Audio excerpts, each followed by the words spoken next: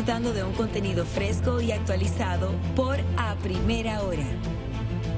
Bueno, estamos de vuelta en su espacio a Primera Hora. De Primera Hora nos visita Fernando Abreu, quien es el presidente de Patria Libre y también de Única Vía, que muchas veces se va viral con muchos temas en las redes sociales. Bienvenido, Fernando. Muchísimas gracias, un placer estar acá.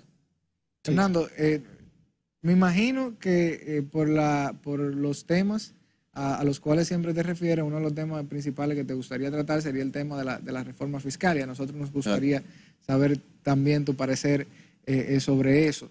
De haber una reforma fiscal que se entiende necesaria, ¿en qué sentido entiende Fernando Abreu que debería entonces de desarrollarse? Mira, para nosotros la única reforma fiscal necesaria es totalmente contraria a la que se está hablando, por lo menos en los borradores que andan soltados por ahí, en el cual la finalidad de esta administración, en complicidad con los demás partidos políticos tradicionales, también el PLD está de acuerdo, también la Fuerza del Pueblo está de acuerdo, los tres están de acuerdo con el PRM, que es una finalidad de recaudar más para gastar más. Gastar también en salud, gastar también en seguridad, etcétera, etcétera. Pero con la filosofía ya que parte de una línea de pensamiento socialdemócrata, como bien son, keynesianos también, como bien son, de que se hace mediante el aumento de tasas y eliminación de exenciones. Nosotros creemos que eso es totalmente erróneo para la prosperidad y para todos los indicadores del país, incluyendo también para uno de las principales metas de ellos, que es reducción de pobreza. Nosotros entendemos que eso va a tener un efecto contrario en todo sentido. Si nosotros evaluamos el total de impuestos y contribuciones en la República Dominicana, es de un 49% sobre las ganancias. Eso es el 27% sobre la renta de empresas, más el 10% de los dividendos, más la contribución obligatoria, que el indicador Do Investes calcula que el total de impuestos y contribuciones es un 49% sobre las ganancias por eso mismo. Entonces, fíjate, a todas empresas, independientemente del tamaño, el Estado Dominicano le quita la mitad. Y luego de ahí están todos los demás impuestos que al final le comen del ahorro de las personas y también de las empresas y de los empresarios. Porque al momento de tú consumir lo que ganaste con tus propios esfuerzos, te toca con un 18% enfrente. Te toca con un 10%, incluso en algunos casos mucho mayor, de impuesto selectivo del consumo. Tienes que pagar IPI por 1% cada año de toda la propiedad que tengas. Impuestos sobre transferencia, impuestos de cheque, sobre los activos. Y la lista es tan larga que nosotros, como think tank, somos los únicos que hemos calculado el total de tributos en la República Dominicana. Y la República Dominicana supera los 2.500 tributos. Claro, el concepto de tributo es un poco más amplio que simplemente impuestos, porque también incluye arbitrio, incluye algunas otras cuestiones, contribuciones, etcétera. Pero es una carga bien fuerte. Y no solamente para las empresas, una persona física también, especialmente de clase media, supera el 25% sobre la renta y con las contribuciones supera el 30%. Luego enfrente te topas igualmente con todos esos demás impuestos que te termina comiendo una gran parte que supera la mitad de todo lo que tú ganas cuando tú lo calculas a fin de año. Que un dominicano promedio trabaja del año completo más de 6 meses para el Estado Dominicano. Entonces ya entendemos que es una carga demasiado pesada que tiene el Estado Dominicano para aún quitarte más. ¿Y qué es lo que se anda proponiendo en los famosos borradores, que es una práctica común, soltar los borradores para medir, ¿verdad?, la reacción de la persona? Eso es una práctica común, no solamente de este gobierno, sino en el mundo entero. Lo hacen así a veces. Vamos a tirar esto, a ver cómo la gente reacciona. Un globo de ensayo. Entonces, lo que están proponiendo es que para las personas físicas, en uno de los borradores, es de 25%, más los demás impuestos que mencioné, a un 35%. Y para las empresas 27%, que ya es la quinta tasa más alta de América, a 30%, en la cual teníamos de las más altas de América, junto con Venezuela y países así. Entonces, no es suficiente. Entonces, al final, ¿cuánto es que no quieren quitar? Ya no quitan más de la mitad. ¿Con qué? ¿Cuánto que quieren? ¿60%? ¿70%? ¿80%? Me gustaría, Fernando, que puedas definir Sí. qué entiendes tú como la ideología esta socialdemócrata, porque la sentí como que fue un tanto Bueno, como, bajo y la... hazme sí, la diferencia entre la ideología claro, tuya y la ideología claro, ¿verdad? claro. Mira, la ideología socialdemócrata y también en cuanto a escuela económica keynesiana, también hay otras escuelas similares como la kalekiana, marxistas, etcétera, pero keynesiana, kalekiana y socialdemócrata en filosofía política, ¿verdad? O socialismo democrático, que un chin más allá, que es como se define el PRM en los estatutos, por cierto. Por cierto. Y todos los demás partidos también andan por ahí en sus estatutos y también en los foros internacionales que pertenecen, porque todos pertenecen al Foro de San Pablo, y la Fuerza del Pueblo pertenece al Grupo de Puebla, por ejemplo. Es una filosofía con, y esto es muy importante, el discurso de los impuestos progresivos, de quitarle más al que más tiene, contra los ricos, etc. En donde, Contra los ricos. sí, esa es la filosofía siempre. Ajá. En donde mientras más tú ganas, más te quitan. Pero para nosotros, eso es Es injusto. una supresión a la movilidad social. Aparte que también Es injusto. viola totalmente el principio de igualdad, del igualdad ante la ley. Pero si te castigan más y te quitan más, mientras más tú suben, te permanece, te suprimen hacia allá abajo. Es un castigo al exitoso. Pero entonces con esta visión de que también ellos creen que gastando más van a resolver los problemas nacionales, cuando no es así.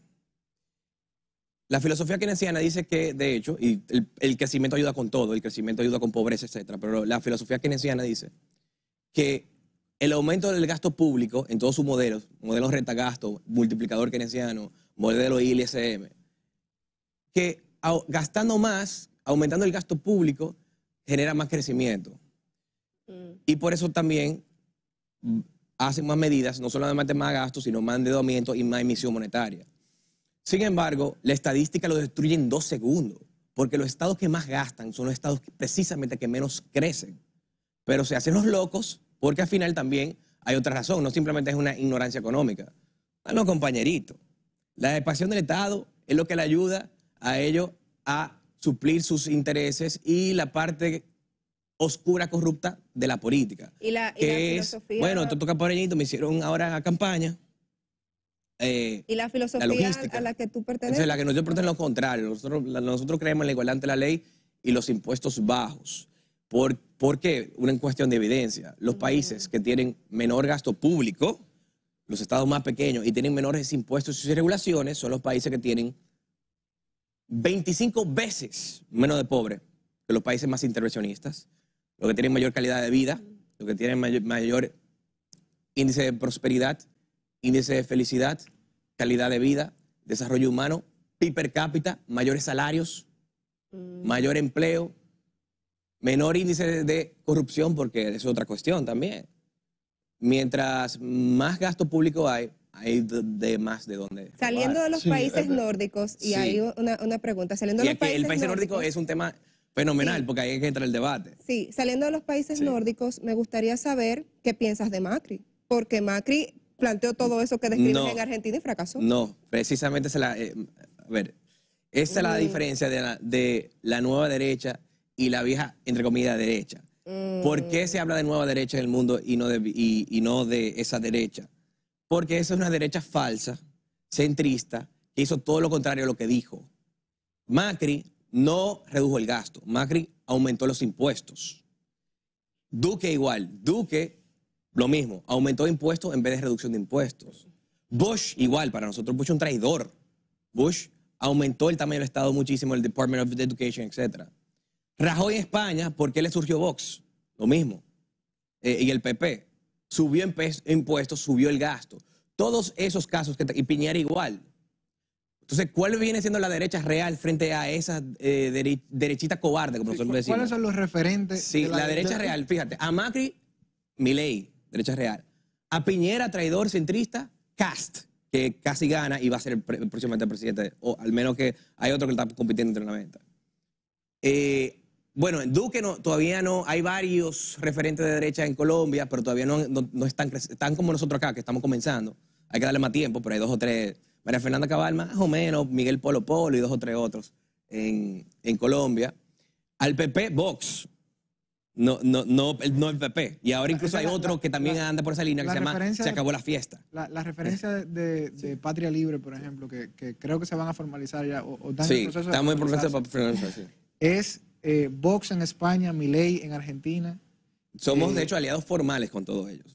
Te iba a decir eso porque tú te mencionas como somos. O sea, ¿significa que ustedes, tú te refieres a Generación de Servidores o quién? No, Patria Libre. Patria Libre. Generación de Servidores fue mi socio. Fue tu socio para llevarte a la elección. Como vehículo, pero Patria Libre es aliado a todos estos movimientos que tú estás mencionando. Exacto. A Milei, Argentina, que nos dio el apoyo antes del ser político. Es decir, yo antes de iniciar, cuando inicié Única Vía, en 2019 le envié mi plan de gobierno para la República Dominicana. Él lo apoyó hoy públicamente, etc. ¿Tu plan de gobierno para la República Dominicana no era a nivel legislativo, era a nivel presidencial? Bueno, era un plan de gobierno. Lo que pasa es que en ese momento ni siquiera estaba en política. Yo lo hacía como think tank. Un think tank lo que hace precisamente es un plan de gobierno para solucionar los problemas de la nación, correctamente. Era más académico. Para que no se nos quede con el tema de la reforma. Sí. Vamos. Nosotros planteamos lo contrario. Nosotros planteamos.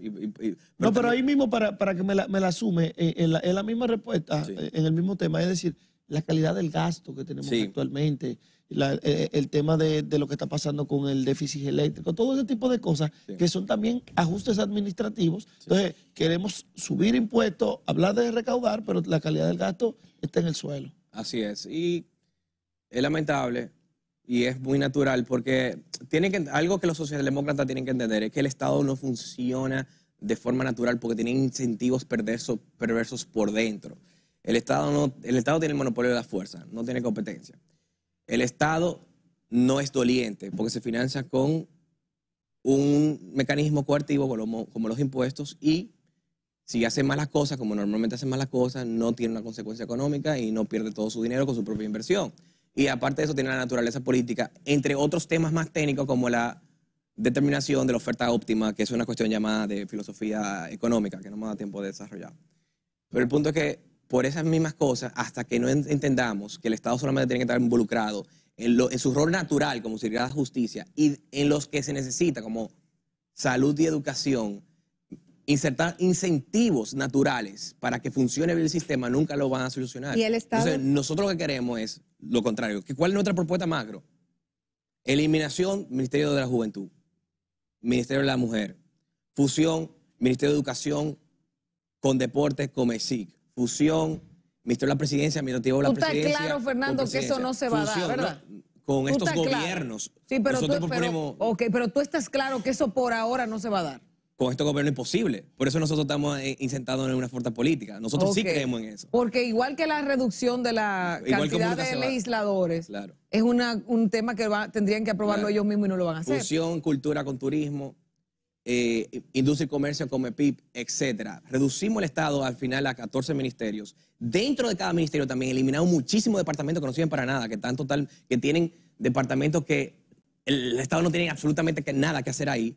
Y todo eso nos permite a nosotros reducir el gasto de una forma razonable, porque tampoco nosotros no tocamos el gasto social, solamente tocamos el gasto político y tampoco no tocamos la economía pública. Pero eso por el lado del impuesto también nos permite a nosotros reducir el impuesto sobre la renta de empresas, que actualmente es 27, más el día de dividendo, más las contribuciones, lo reducimos 15%. El impuesto sobre las personas físicas lo reducimos, que actualmente es 15, 20, 25%, a 15% igualmente. El ITEVI nos permite reducirlo de 18% a 12%, sí, ampliar la base mucho, con una ampliación mínima de base.